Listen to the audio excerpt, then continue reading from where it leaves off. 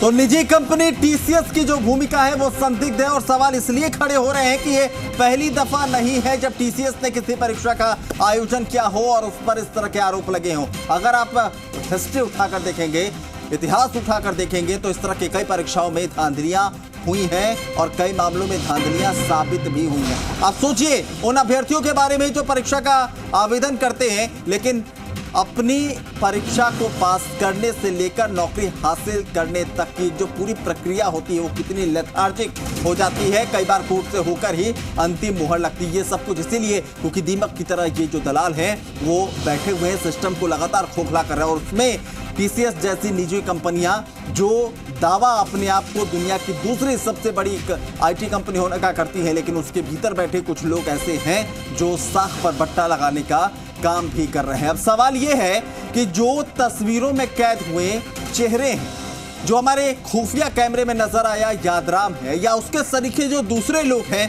क्या पहली दफा ऐसा हुआ है कि ये लोग दलाली का ये खेल खेल रहे थे और अचानक जी मीडिया के खुफिया कैमरे में कैद हो गए? ऐसा नहीं है।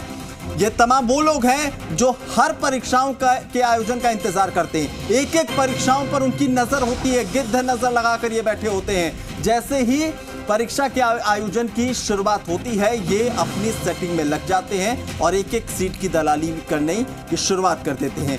अब हम आपको बताएंगे कि वो दागदार चेहरे हर परीक्षा में दागदार होते हैं। कई बार पकड़े जाते हैं, कई बार छूट जाते हैं, लेकिन उनका ये खेल जो है, सपनों को कुचलने का ये जो सिलसिला है, सपनों के सौदा का ये खेल जो है, ये बदस्तूर जारी रहता है। ऐसा क्यों होता है और क्या सिर्फ राजस्थान में ऐसी स्थिति है? दूसरे राज्यों की स्थिति क्या है? ये तमाम चीजें इस रिपोर्ट में बता रहे हैं।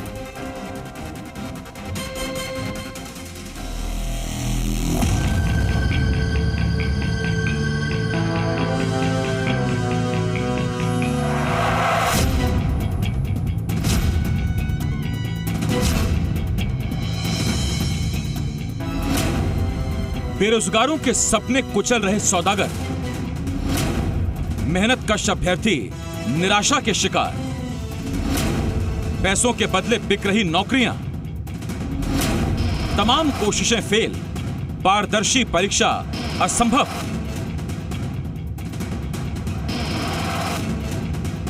बीते कुछ सालों में आयोजित हुई कोई भी भर्ती परीक्षा अगर आप उठाकर देख लें तो कोई भी परीक्षा शायद ही पाक साफ तरीके से अपने अंजाम तक पहुंच पाई हो। ये हालात किसी एक सूबे के नहीं हैं। राष्ट्रीय स्तर पर आयोजित परीक्षाएं हो या फिर राज्यों के भीतर होने वाली अलग अलग भर्ती परीक्षाएं, बेदाग आयोजन अब ख्वाब सा नजर आने लगा है। यही वजह है कि भर्तियों की विज्ञप्ति निकलने के 4 से 5 साल बाद भर्तियां पूरी हो रही हैं और युवा बेरोजगारी का दंश झेलने पर मजबूर है।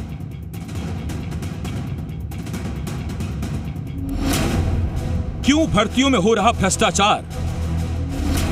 क्यों नहीं हो रहा दलालों के नेक्सस का सफाया? क्यों जिम्मेदार इस मामले में नहीं है गंभीर? क्यों दलाल गैंग के आगे नतमस्तक है सिस्टम? यह न सिर्फ वाजिब सवाल है बल्कि आज हर बेरोजगार युवा का दर्द है ये। ऐसा इसलिए क्योंकि भर्तियों में धांधली पर परीक्षाएं रद्द होती हैं, जांच एजेंसियां एक्टिव होती हैं, कुछ छोटी मछलियों की गिरफ्तारियां होती हैं और बस मामले की यही इतिश्री हो जाती है। यही वजह है कि कानून की कमजोर कड़ियां ऐसे दलालों को ज्यादा दिन तक शिकंजे में रख नहीं पाती और बड़ी मछलियों तक उनका जाल पहुंच नहीं पाता और इसी का फायदा उठाते हैं ये बेईमान सपनों के सौदागर। हालात कितने बदतर हो गए हैं आपके लिए जानना जरूरी है। देखिए, इससे पहले कितनी भर्ती परीक्षाएं भ्रष्टाचार की भेंट चढ़ चुकी हैं। राजस्थान के आंकड़े बताते हैं कि 5 साल में हर तीसरी भर्ती भ्रष्टाचार की भेंट चढ़ी है। प्रयोगशाला सहायक भर्ती 2018, कृषि पर्यवेक्षक भर्ती साल 2018, एनटीटी भर्ती 2018, पैरामेडिकल कैडर की परीक्षाएं, तृतीय श्रेणी शिक्षक तबादला,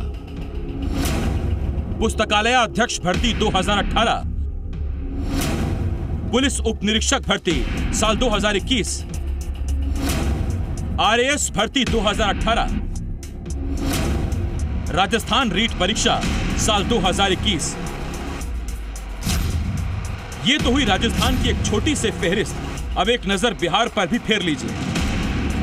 वहां के हालात तो इतने बुरे हैं कि भर्ती परीक्षाएं तो छोड़िए, बोर्ड एग्जाम में भी धांधली जग जाहिर है। प्रोडिगल साइंस वाली टॉपर तो आपको याद ही होगी। वहां भर्ती परीक्षाओं की फेहरिस्त देखिए। बीएड डिग्री घोटाला, शिक्षक नियुक्ति घोटाला, बीएसएससी पर्चा लीक, बीएचएमएस रिजल्ट घोटाला, रेलवे भर्ती घोटाला, बीपीएससी पेपर लीक, सिपाही भर्ती घोटाला, बिजली विभाग भर्ती घोटाला। यह फेहरिस्त लंबी है और यह सब इसलिए क्योंकि सपनों के ये सौदागर, दलालों का ये नेटवर्क अब कानून से खौफ नहीं खाता और इसमें शामिल नजर आते हैं कई कोचिंग संस्थान।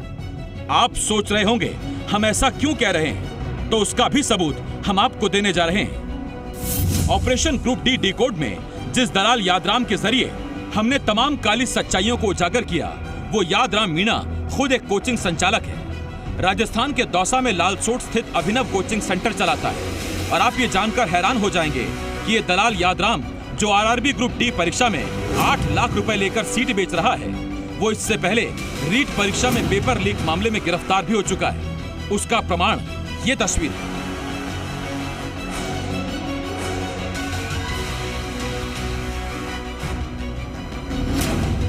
पहले भी गिरफ्तार हो चुका है दलाल यादराम। रीट, नीट, एसआई का पेपर बेचने का था आरोप। गोपनीय जगह ले जाकर कराते थे तैयारी। मोटी रकम के बदले पास कराने की थी गारंटी। इनपुट के आधार पर एसओजी ने दबोचा था। अब आप खुद सोचिए, जो दलाल पहले भी भर्ती परीक्षाओं के पेपर लीक करने और उसे बेचने के आरोप में जेल जा चुका हो, वो जेल से बाहर कैसे आ गया? आने के बाद फिर दूसरी भर्ती परीक्षा में कैसे उसने सेटिंग कर ली? ये सब बताने के लिए काफी है कि कानून का खौफ इस नेक्सस को बिल्कुल नहीं, क्योंकि मोटी कमाई वाले भ्रष्टाचार के इस खेल में उनके कई बड़े आकाओं का उन्हें संरक्षण प्राप्त है। और जब तक बड़ी मछलियां जाल में नहीं फंसेंगी, तब तक छोटी छोटी कार्रवाइयों से बेरोजगार युवाओं को ना तो इंसाफ मिलेगा, ना ही भविष्य में कोई भी भर्ती परीक्षा पारदर्शी तरीके से संचालित हो पाएंगी।